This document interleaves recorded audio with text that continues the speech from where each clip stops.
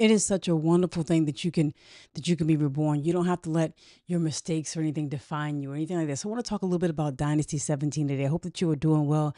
God bless you. We're going to kind of jump into this conversation because I was thinking about the whole concept of Dynasty 17. I've been thinking about it a lot today. And as you know, as I think about our Kemetic history and our history in general, it's more important for us to apply these things to our lives today, to be able to solve problems, to move forward, to solve problems for our children, to build our future, our society on a foundation that's strong. That's way more important than us just studying this. And when I think about this, anytime you can talk to God, anytime you have a communication with God is great. Even when you do something and there's a challenge. And we're going to talk about the rise of the new kingdom there. We're going to talk a little bit about the rise of the new kingdom and about this lady's family and her people. We're going to talk a little bit about them and the whole idea around how do you face challenges, right? How do you deal with something that might not be right, that might be wrong in your life that you want to set right? How do you deal with that? And I think about that in the context of us today. So I like to draw things out of it that makes sense for us today. And when I think about that whole idea of being able to connect with God, the whole idea of being able to realize your divinity, the whole idea of being able to deal with situations, even when you do something wrong, even when you're not, you're less than perfect, how can I bounce back from that? And the fact that you're just seeking perfection, the fact that you're just seeking a relationship with God brings you closer. So it's always a wonderful thing to do. And I want to kind of share that with you because that whole idea of anytime you're in contact with God is a great thing. So we're going to talk a little bit today about Dynasty 17. And we're going to talk about this lady's family. And this is a woman who was likely a queen during either Dynasty 17, the late part, or early Dynasty 18, maybe both, because there were obviously several people who lived throughout, both of those time periods and lived during both those time periods. We're going to talk about that beginning of what people call now the New Kingdom. And just to set up behind it. And I will say, up front that the resource that I'm going to go through, I want to thank those of you who've been supporters. The resource that I'm going to go through will be available to those who are members on my site. So if you are members here on YouTube or Facebook, if you are members here on YouTube, I'm going to make this available to you so you will have access to this. I'm doing a whole series of things to just kind of give us insight because I like talking about our rich history, but let's talk about it in a way that means something. When we think about our ancestors, they did things that mean things. And I want to thank you those of you who are joining. Thank you. God bless you. Thank you for joining and joining in. Our ancestors did things that meant something. It wasn't just about being able to wear something pretty or have wonderful things. We look back at the monuments and say the monuments are amazing, and that's kind of the reasons, one of the reasons why we remember them. But that's not what made them make the monuments. They weren't great because of the monuments. The monuments became great because of what was inside of them, the greatness that was inside of them. So we're going to talk a little bit today about Kamose and just the beginning and the founding of the new kingdom. And Dynasty 18 kicks that off, right? And we're talking, 1500 before Christ. We're talking about that. And we're talking about the whole family. There is a significant setup here. You have what we call the Het-ka-Ptah. You have people that people call the Hyksos, right? These were foreign rulers who probably came from the east of Kemet, who came into that Delta area. And at some point in time, at the end of the Middle Kingdom, they kind of asserted themselves and got control of a large segment of ancient Kemet. They got control, and they were basically forcing people to pay tribute to them and in control. And so that was a period of maybe 150 years, 200 years, somewhere thereabouts, 150 years or so of foreign rule in ancient Kemet.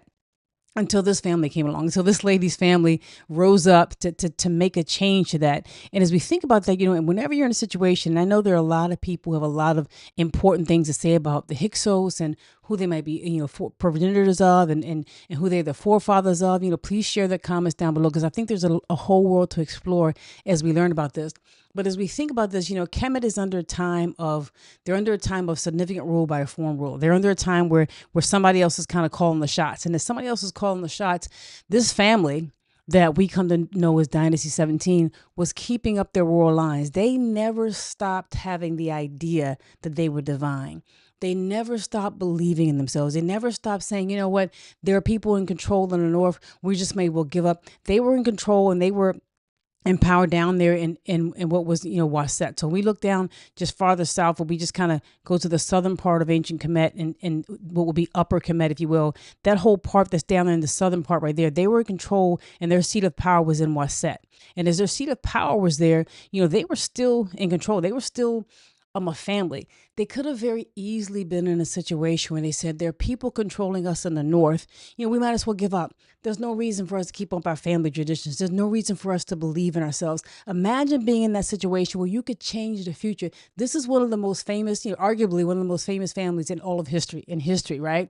There could have been somebody along this line, somebody along this way who said, I don't have to carry this forward. But when you look at their story, the story is one of people moving forward no matter who they are. The story is one of people, no matter where you are, whether you are Kamose, who we're going to talk about in a minute, whether you are Kamose or his brother, or hope that the verse who comes after him, or Thutmose II, or even Hatshepsut, who is a part of the line. This whole line, all this line of famous, very remarkable people are coming from this whole era of this Dynasty 17. They're coming from an era where their family members, their forefathers could have given up. Their forefathers could have said it was enough, right? So imagine this being on the cusp of really changing something in history. Think about it for a minute. I think we're in a possibility right now, today, in this day and age, where we can change things. We can change things for our future. People are awake in a way they've not been before, the way they've not been in a long time. We have an opportunity to touch children, to touch our lives, to really awaken ourselves. There are people who want better for themselves financially, better things for themselves educationally, better things spiritually, a better connection with God, more peace. We're seeing people who are just surrounding themselves with material, not being on top as much anymore, and understanding that it's not just about money or lust and silly things like that. Life is much more meaningful than that. And think about this, you being in this situation. Imagine yourself if you were in her situation. Imagine yourself if this was your family, if you were living 3,500 years ago, more than 3,000 years ago, and that you were in a cusp where you could change something that would impact the world. Without this dynasty, without the quote unquote new kingdom, without these people, Kemet would not have been Kemet. The Egypt that people like to talk about and what would they talk about, it would have been it would have still been significant, because we still had, the ancient pyramids, we still had, Sahara, we still had many significant people, right? But it would not have been the Kemet that we know without this dynasty and this rebirth. I mean, the what you get from Tutankhamun, what Akhenaten brought forth, what Ahmose III, these are people that you may agree with, not agree with, but what they meant on the world stage was significant. What they did in that southern part of Kemet was significant. And what they did in terms of stretching the borders of ancient Kemet was significant, right? You would not have had, when you think about the opulence, or Ptahhotep, what we call Temple of Karnak, or you talk about Luxor, or the ancestral temple of Ahmose III, or Ramesses, and all of those things that were done as a result of this family's, not turning around, is a remarkable thing. Put yourself in that situation and imagine yourself today where you could do something where they could have changed history by turning around and not being as significant as they were. So I want to as they were. And I just want to talk about that, because you have an opportunity to not just be, a bystander, not just be in a situation where you kind of give up. These are people who were forced to make a decision. And some of the family members gave their lives. Some of them, as we know, a lot of people in history, a lot of people in our history have given their lives for things to be better. Some of the family members gave their lives for things to change. And as I mentioned, they decided not to let things kind of just give up. So here you have, one of the most significant figures in this whole before Dynasty 18, right? So Dynasty 18 kind of comes in around here. Before that, Kamose was a person who ruled. And he was someone who was a member of this royal family.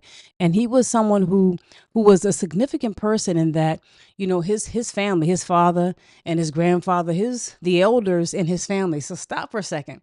The elders, this is a situation where men were men, where women were women, where the adults were the adults. A lot of times we have situations where there's no adult in the room. I remember reading about and talking about a later part in history where King Piankhy of Kush comes and he takes the Kushite Empire and he takes over all of Kemet after the fall of the New Kingdom, after many years of the New Kingdom. And he took over towns. And in one particular town, he took over the town and he said, where are your adults? He said, your cities are run by children. There are no grown men and women here. He was basically, where are the adults in the room? Where are the people who should be standing up for godly things, standing on right? People who stand in a gap when something needs to be done and are not just silly folks going around playing all the time. He said, where are the adults? And when I think about Kamose and I think about Dynasty 17 and this whole time period, the birth of the New Kingdom, I think about there was a situation where there were a lot of adults in the room. There were women, and it wasn't just men. One of the significant things about the birth of the New Kingdom is you always had a respect for women in ancient Kemet. You see it just put up on a pedestal even more when you come with Dynasty 17 and Dynasty 18. They respect their parents, they respect their grandparents, and we'll talk about that tomorrow, today and tomorrow. Monuments that were made to the mothers and to the grandmothers, as well as just respect, the mamas, if you will, but also just having a deep respect for the divinity in everybody and understanding themselves to be divine. They wouldn't even marry outside of their family. I mean, that there's, things you say about that, but they wouldn't even marry outside of what they consider to be divine. They had that much a concept of themselves that they imagine yourself, think of yourself so much as divine that you would not marry another person unless that person was manifesting divinity as well. Unless you saw that person literally manifesting Ma'at, that's not a mate for you. Imagine if we had that as our standards, right? That you thought highly enough of yourself that you were a son of God, a daughter of God, so that you would not marry anybody else unless they're living that way. They had an idea that they were not going to marry outside of their family. And obviously you do marry outside your family, but they were not going to marry outside of their family because they didn't consider anybody else to be divine enough.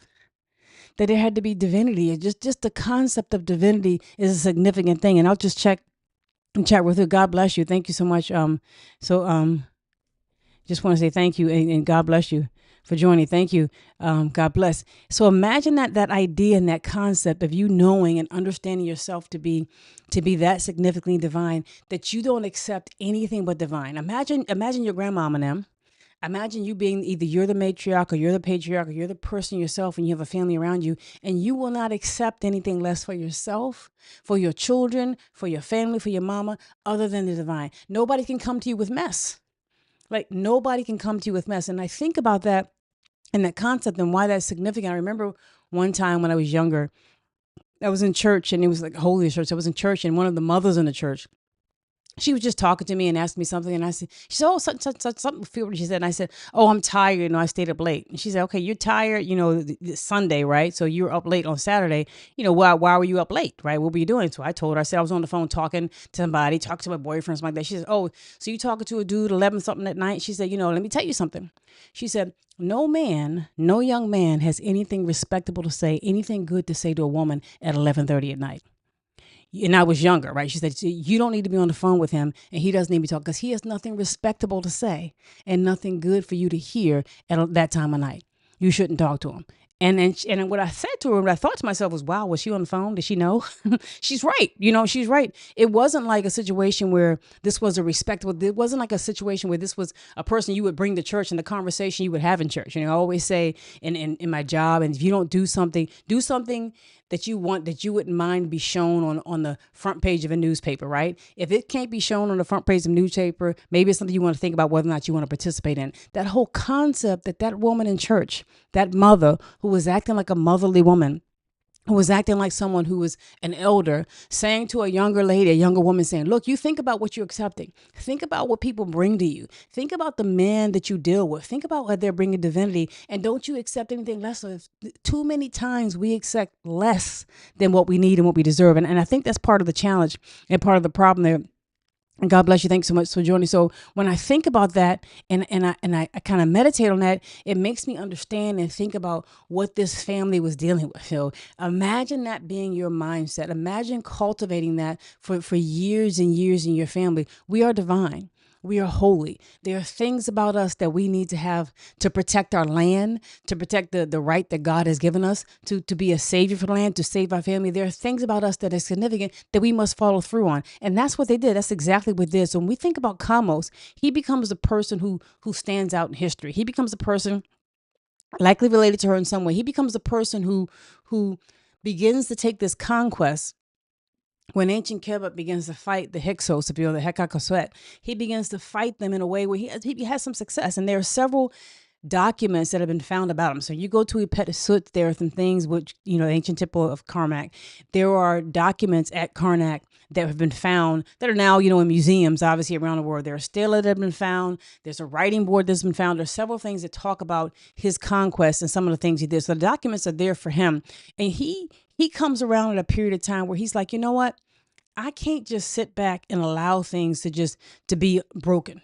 My father, the elders in my family, he saw his mother, his grandfather, he saw his grandmother, his father and mother, as I mentioned. He saw them lead the way in terms of supporting the armies, being leaders for the people, pulling together the priesthood that were there in Auset and pushing forward to try to take all of Kemet back from the people who had invaded it. That's a major charge, and they did not shy away from it. And one of the things you talk about when you talk about a Kemetic, king, if you will, is talking about their name, right? And I want to kind of mention his name right here as we think about it. So they had several names, and obviously Heru, they were seen as representatives of Heru. And Heru, as you know, is the divine figure, that aspect of you, I believe, that represents courage, that represents your will. In the Kemetic Ausarian tale, Auset story, he is the son, the offspring of divinity, which is Asar, and divine discipline, which is Auset, right? When divinity meets discipline, you give birth to courage. You give birth to your will. The will allows you to accept your rightful place in life. And that whole idea of Heru, kings and rulers, Nasuts, if you will, were in place of Heru. They were standing in the place of Heru. So when you think about the names, imagine what you call yourself, right? What does your name mean? What does it represent? And in this case, his Heru name was he who appears upon the throne. So he's calling himself he who's coming upon the throne, he who appears upon the throne. And they had several names of that. There was also a Nepti name. There were two ladies, two patron deities, if you will, who were deities of Upper Kemet and Lower Kemet, the north and the south, if you will, the south and the north. And these were female deities, female goddesses. And it gives you another aspect and understanding that you can go through Kemetic life and find them respecting women, respecting the divine and God. They don't just wash over that. They just don't say women don't have a place in God. That's not what they do. They see the balance there and the significance. And she and members of her family and this divine family are representatives of that. So one of their official names that most of the Kemetic kings had and rulers had was a Nepti name that represented the two ladies and showed how they were being, protected by and satisfying, if you will, the two ladies.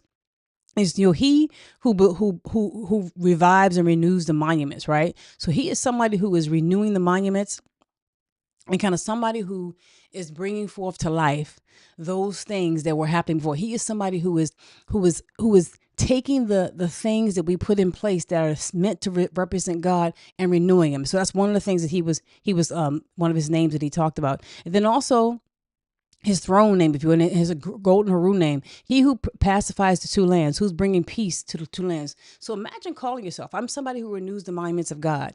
I'm somebody who brings peace to the lands and joins them together. I'm someone who is appearing upon the throne. And then when his official throne names, one that would be in the cartouche, there were several that would be in the cartouche, if you will. His official throne name is, flourishing on the manifestations of Ra.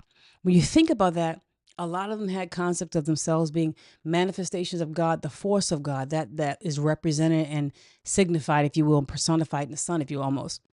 And that whole idea of being a manifestation of that and understanding that there were many manifestations of God.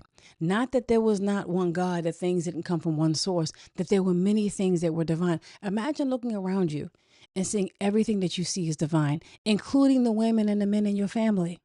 Many of us there are many religions that have developed since then around the world who look at other people as being less divine. Just stop for a minute and think about that.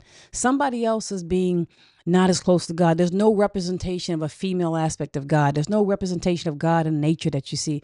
These people saw God all around them. And that concept of being a manifestation of Ra, him being one, is important. And then this significant one, his birth name, his significant one, Kamose, this idea of the bull is born. A bull is born. You see that in so many aspects of Kemetic history, so many aspects of the idea of the divine bull and one of strength. Even Piankhy, the Kushite, ruler who helped take over ancient Kemet, he was also one of his most famous lines at the end of his victory Stela, which I love. He talks about his mom being venerated and being worshipped, and that she was the cow who gave birth to a bull. How strong a bull is, how strong-willed a bull is, how you're able to kind of fight something that might seem difficult for you. If you've ever seen a bull up close or had the fortune or unfortunate experience of trying to tussle with a bull is strength and really represents almost pure strength. That concept from his standpoint that a bull is born. He's saying at this day and age, Kamose is here. We have a significant fight on our hands, and I'm about to take it to him, right? And, he goes and mentions on his mother and father, who are all significant people in this fight against the Hyksos, this whole fight that's there. So you begin to see this Dynasty 17. We start talking about Dynasty 18, a new kingdom with Kamose's brother, Ahmose. And it's funny, a lot of times in history, we draw lines, and we need to just reject that and really reclaim our history. We need to reclaim our divinity and our history, right? Because a lot of times we will draw lines in history that did not exist.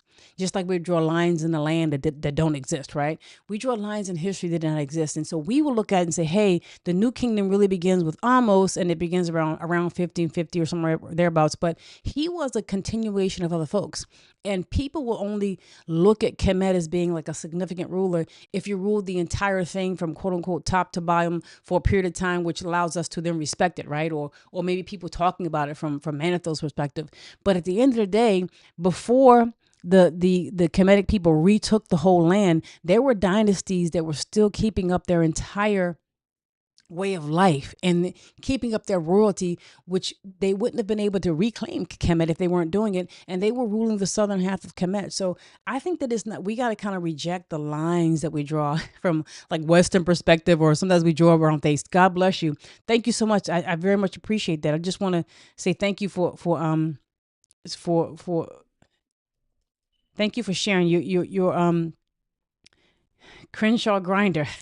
Thank you so much. I very much appreciate that. Thank you so much, Crenshaw Grinder. And I love the name. I thank you for supporting. Any bit helps. $5 helps. I really much appreciate that. God bless you. Thank you so much for supporting. And I pray that we continue to keep getting this information out here, because this is important information to get out. And if we can, if we can support other things, we should support things that help our divinity, to help get us back, right? So thank you so much. I very much appreciate that. God bless you. Want to thank you again for sharing that.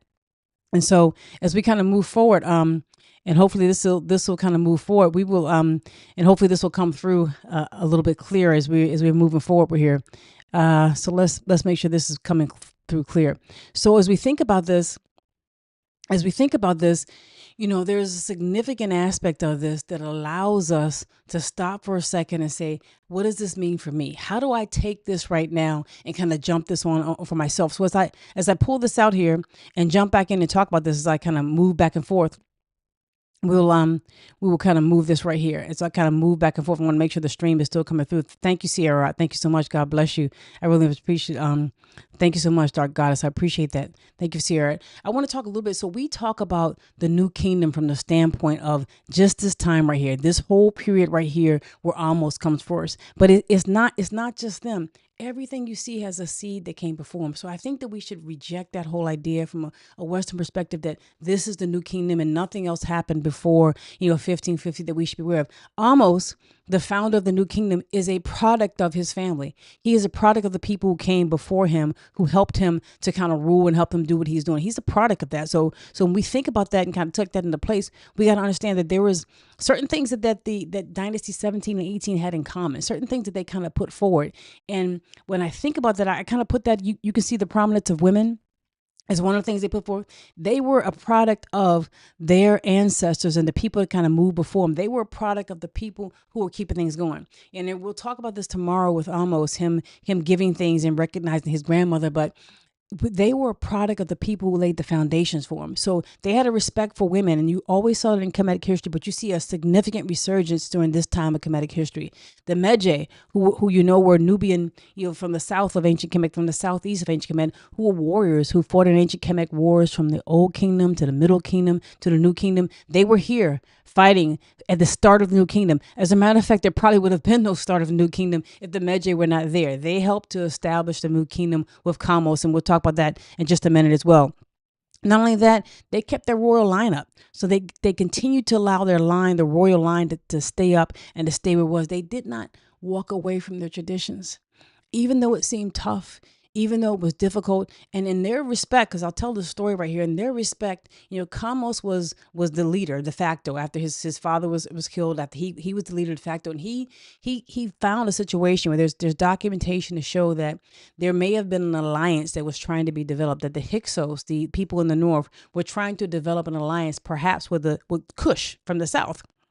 And Kush had gone all the way up, taking over Lower Nubia. Kush had gone all the way up to the border of ancient Kemet. So when you look at ancient Kemet and you look at your parts of the land, if you will, Kush was already in this area right here. So you see Lower Nubia. This is the traditional boundary of ancient Kemet, the southern boundary. This part right here, Kush had already gone up and taken much of that right up to the border of ancient Kemet. And this part up here was being controlled by the Hyksos. So the Dynasty 17, the people who would give birth to the new kingdom were in power right here. But they had Kush in the bottom and then the Hyksos in the top. And so Kush was a powerhouse. Kush was a formidable powerhouse. And there is some evidence that maybe Kamose had his patrols out, his people out, monitoring the areas, monitoring the routes, and they intercepted a letter, a messenger that was coming from the Hyksos ruler going down to Kush, and really trying to stop and encourage them and trying to ask Kush to join in an alliance against Kamose, to kind of squeeze them from the north come and from the south. And if they work together, they could somehow defeat the people that were in Auset. So it's not 100% sure if the Kushite people were going to do that, but apparently this letter was a documentation that this letter was found, and there was a belief that perhaps the Hyksos and the Kushites might come together to fight against the Kemetic people at this point in time. And so when you think about that, and then you ask why did ancient Kemet take over Kush at this time, it was probably because they thought they were a powerhouse.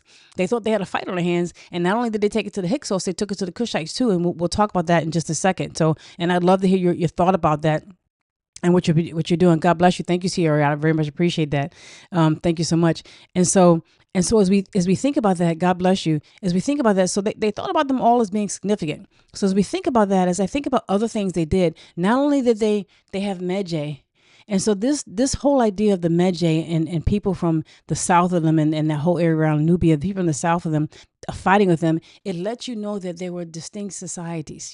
Just because they were black doesn't mean that they didn't have different societies. There were different societies there. And people just like to just draw lines and assume that, only people who look this way must have been these people. That just wasn't the case. You had the Urjet, the Wawet, the Set Jew, the people from Kush, people from Punt. You had the Medjay. You had all these people south of ancient Kemet. And they may have been, hereditarily related to obviously each other, obviously related to Kemet. They may have been related to it, but it didn't mean they didn't have their own societies. And so it was more of a complex situation because you have many people who might look alike, who might even be brothers and sisters, who might have, friction between one another. That's not an uncommon thing. That's a human thing that happens. So it lets you know that the situation ancient Kush and the Medjay fighting against the Hyksos and fighting against Kush, if you will, was not an unpopular thing. It was a significant thing. They were a significant part of Kemet's soldiers, specifically Medjay people. The whole idea of the land of the bow and people being significant with that, there were a whole lot of people, the Medjay as well as other people below there who were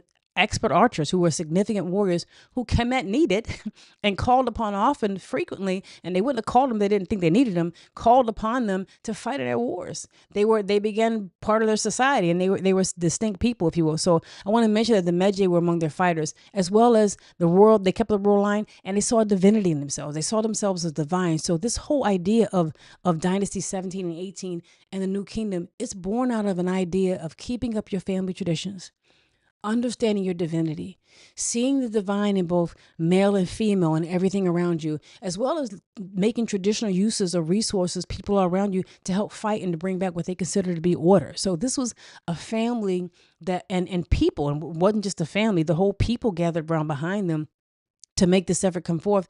This was a significant, and it wasn't just Kamose, right? It wasn't just Ahmose right here. It was people before him, as we think about. So as we think about this and we kind of move forward, I want to tell a little bit about the story of Kamose, right? Because I'm going to include this, and I want to thank those people who are joining me here and who are members. I'm going to be making these resources. I'm making a whole lot of resources available to you that you just might want to read. So you may want to download these yourself and read them. I want you to take care of that and be able to read it. So as I talk about this, and we talk about Kamose right here in this time period, and his brother right here, which is seen as the start of the New Kingdom, there's a whole line of people, and they give respect to, when you look at the documents, they give respect to their mother, Ptahhotep. They give respect to their grandmother, Queen Teti Sheri, as well as their father. They give respect to them.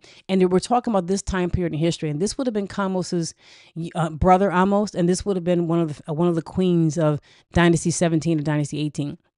And so when we talk about this document right here, that I'll kind of go over, that I paraphrase in this document, talks about the Stela of Kamose. So this document was found at a Pettisut at Karnak, where he talks about in documents, what happened, and even a writing board was also found. So that when there were significant things that happened in Kemet's history, they often copied it down for various reasons, for teaching scribes and different things like that. So this documentation talks about year 3 of the Haru manifests on his throne, the Nepte who renews the monuments, the golden who making peace in the two lands, the Nasut Bidi, flourishing as a manifestation of Ra, and the son of Ra, the bull is born Kamose, right? Giving all of his power and his titlery as a king, and there in Upper Kemet. That he's there, and he spoke to his council, and he asked the question, to what end is the power that I have? To what end is this power and this significant power when I have a ruler that's in the north and I have a ruler that's in the south? Kush and the Het-ka-Ptah that are each has their slice of Kemet. They each have their slice. But I'm in a situation where I'm in the middle. There's somebody to my north and there's somebody to my south, and they each have their slice of what he believed is Kemet. What is my power worth? What is my significant worth? He's asking himself that question. And as he goes through and he asks himself that question, what is this worth? And I mentioned to you that there was some documentation as a letter that may have been sent from the Hyksos to the Kushite ruler at the time, trying to develop an alliance. So this may have been why he was thinking that way and had that kind of concept, that there were two people on either side of me and they both had their slice of land. What good is my power if I can't address them? And so he talks about, they share the land with me, right? And I do not pass them. As far as Memphis, Het-ka-Ptah, the water of the Kemet, they are there, and they are working people almost to death and not letting people rest. I will fight them, and I will rip open their bellies. My desire is to deliver Kemet and to smite the Het-ka-Ptah. He is saying, right, this is Kamose, right? This is the man who calls me the bull is born, right? The bull is born is saying, I'm not going to allow, and he sees that the first immediate threat is the Hyksos, the foreign rulers. They have to get out of the area because they are, and I'll mention this because I'd love to hear what your thoughts are about it. They're in an area, northern part of Kemet, which, it was Het was red, but avarice would be kind of called or referred to. They were in an area where the region, one of the deities of that region was Set. So they were in an area where Set was like the patron deity, the respected deity. That's what the Hyksos were in the north. They were in an area where Set was like the deity. And I'd love to hear you share more about it and correct me and share some additional stuff in there. And the Dynasty 17 folks right here were in an area where obviously you had Amen. And they considered themselves to be the rightful rulers in the line of Haru. So the whole concept of that Ausarian or Set tell, where Haru is fighting Set for control of the land, became real to them, right? It wasn't just like a fake thing. They were in a situation where they were understanding that Amen was calling them, that they were manifestations of Ra, that they were the true rulers they believed, and that the people who were foreigners, who were now in control in an area where Set was the deity, they saw themselves as fighting Haru versus Set. And it becomes it's interesting. It's so interesting to me how these things just manifest themselves. When you come up with a story that touches on, an evil uncle attacking a nephew and fighting for the throne, it resonates so much with us. And I can just believe and just understand how it would have meant a lot to them to think about that holy story of Ausarian divinity, as well as Auset representing divine discipline, and those things coming together, giving birth to Haru, and then fighting to regain the throne. That whole idea, that was there, and that had to be in the minds of Kamose and his family members as we're talking about. So he's asking that question. He's like, I want to fight him. The Het-ka-Ptah, who are the foreign rulers, the rulers of foreign lands. So this is ruling foreign lands. I want to fight them. I want to destroy their control and rip them apart from their control of the land and be a freedom, be someone who frees ancient Kemet. And so this is Kamose saying this, and he goes and his council responds to him. They say, look, the Amu, and these are people who, they had several names for people who came from the east. So think about, the area that is today modern day Israel, the Levant and Saudi Arabia, and what would be Canaan and Palestine, and where the Babylonians. Think about that whole area, and that they had general names for people who were in that area, who came into the area. So they called them Amu. They call them various things that referred to the people who were coming from the east into Kemet. And so the people, his council is telling him, look, the Ahmose, they've advanced as far as, the northern part of the Delta. They've pulled out people's tongues, they're there, they're in control, but, we're at ease in our Kemet.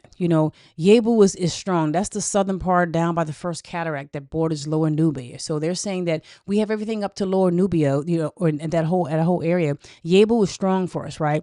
And And our midland is with us as far as this area. They till for us. And they're saying, don't worry about it. If somebody comes to fight us, we'll fight them back. But right now, we're in a pretty good position because we got the midland with us. And although we are strong up until Yebu and up until the Delta, we have a pretty good, base right here. And Kamo says to them, that's ridiculous. That's a weak counsel. I'm not here to have half of Kemet, right? I'm here to fight. I will fight the Amu. Success will come to us. The entire land will acclaim me, the powerful Nasut, the powerful ruler in Waset, Kamos, the protector of Kemet. He said, I'm not going for that. I'm not going to sit back and just wait for somebody to come attack me, knowing that this whole land, I'm going to go and I'm going to liberate the entire land and success will come. Making that proclamation, he makes that proclamation. And this right here is a translation from the Journal of Egyptian Archaeology from years ago, the Journal of Archaeology from years ago, that talks about him making the comments around, and I'm just wanted to share this with you. And as I mentioned, if you are a member here on YouTube, I'll be giving this to you so you can read it and look at it yourself. But he talks about sailing down, because when you sail, downstream, you're going north. When you're in now, you're sailing downstream, you're going north, sailing downstream and meeting the Het-ka-Ptah and getting them to flee. And he talks about a very important point here. He mentions right here, if you look that up close, that the Medjay I sent out, to kind of on a mission. I sent them out where I spent all day doing various things, waiting in line and getting someone who I was not going to let escape. In the meantime, I had the Medjay doing a specific reconnaissance and taking care of a specific action for me. So he specifically mentions here Nubian soldiers, and this is the picture of Nubian soldiers. He specifically mentions the Medjay as part of the troops that he has. Come on, let's talk about this, right? We like to talk about ancient Kemet and pretend as if there was just one kind, or people want to pretend as if there's just this type of people, or there was this line. There is an open, fluid development, relationship, heritage, and tradition amongst these societies. And they tell you when you read their documents, right? Most people will teach you about ancient Kemet, especially if you see it online on TV and stuff like that. They don't tell you about their relationship with the people with them and how they were so much significant part of even the establishment of the New Kingdom, the establishment of the Middle Kingdom, significant wars in the Old Kingdom, that this was a relationship was there. So the societies that existed had various types of relations. But here's Kamos right here telling you that the Medjay are part of it, and that this whole idea of me being a bull, this whole idea of me significantly coming over and making a significant impact is a significant thing, because I am now the rule of the land. I am now the person who's going to finish what my parents started. I'm going to finish what my grandmother and my grandfather were fighting for, how they were organized in the army, because apparently the women of this time were not just, bystanders. They were not just sitting back doing nothing. They were actively involved. The whole area was actively involved, making sure that this was successful, that the army was ready, that the people were ready, the people had the mindset of fighting, that they did not give up, that they supported their children in a way that would allow them to fight. There was a whole significant effort here. And Kamos, and his Stela and his victory Stela talks about that, and he was successful. So it ended up that he was able to drive out the Hyksos from a significant part of the Midland, significant part of Middle Kemet. He was able to do that. His father and grandfather had made some battles. He pushes it further north, and then finally his brother comes. Almost right here, his brother comes almost the first, and he comes in and he kind of finishes the deal. He seals the deal, and he begins to take out and kick out the Hyksos entirely from out of Kemet. He kicks them all the way out of Kemet into what is today modern day Israel and Gaza, Palestine. So we're going to talk about that tomorrow in the documentary. How do we know that, and what that was significant, and why he did what he did, and even why he turned around and did what he did in ancient Kush, right? As we think about it, because we just talk about ancient Kemet and we talk about Kush from the standpoint of this is what happened, and we don't give the background, right? If you understand that there was a fight going on and that there was a concept that perhaps there was going to be a coalition between the Hyksos and the Kushites that they were trying to reach out. The Hyksos were, that you would understand that the family had significant business to take care of in order to maintain their dynasty, in order to maintain their significance there. So he comes along later, and he is credited with being the founder of the New Kingdom, but he would have been nowhere if it wasn't for his brother. He would have been nowhere if it wasn't for his family, his grandmother, his father, his grandfather, his mother and father. He would have been nowhere. There would have been no New Kingdom if there weren't people significantly looking at the idea of how do we make sure our families are significant? How do we make sure that our royalty is not given away? Our traditions are not gone away. And when I think about what you may be facing in your life today, the challenges you may have, keep your royalty and your divinity in your mind. Keep your divinity in your mind. You don't have to give up. You don't have to stop because things are challenging. challenge. Understand that you can push through, and you may be opening up things you do not even know, opening up a whole world to so many people. So I want to thank you for that. I want to thank you for joining me. I hope you'll join me tomorrow as I continue this story and talk more about Ahmose, and I'll see what's kind of in the chat right here. If there's some comments in the chat, but I want to thank you for joining me. God bless, and thank you so much. Thank you so much. God bless. Crimson Spice. So very much, thank you, Crimson Spice. So I was talking, but I very much appreciate that. Thank you so much, Crimson Spice, for the reward and the recognition. I very much appreciate that. Thank you. So very much so. Just want to let you know I'm giving you a shout out for that, and that's very helpful. So, and I think about for all those who were able to give out and support, I very much appreciate it. God bless you. The support is needed and it's helpful, and it helps me continue to move forward. But I really want you to think, if you get anything out of this, I really want you to think about your divinity, and that is very significant for you not to give up. And that we have ancestors, we have examples in history where if you keep that mindset, you can move forward in a great way. So thank you very much. I hope you join me tomorrow when I talk about Ahmose. God bless you, and I'll talk to you very soon. Thank you.